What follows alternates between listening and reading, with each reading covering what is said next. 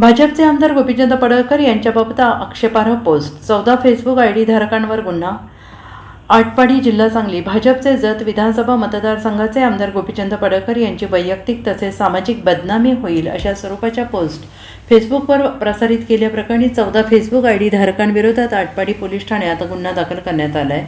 याबाबत करण चंद्रकांत लवटे, वय वर्ष 21, राहणार पुजारवाडी, तालुका आटपाडी यांनी फिर्याद दिली आहे. त्यानुसार 1 जून रोजी सायंकाळी 6:30 वाजण्याच्या सुमारास फेसबुकवरील विविध आयडींवरून आमदार गोपीचंद पडळकर यांच्याबाबत आक्षेपार्ह आणि बदनामीकारक मजकूर पोस्ट करण्यात आल्याचा आरोप करण्यात आला.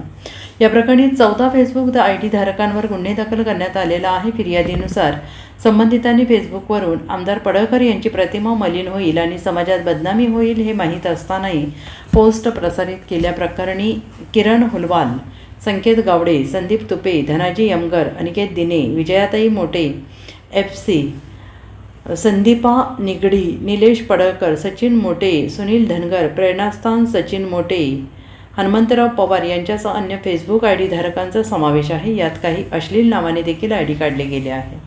Bureau report, SPN Marathi, Atpadi.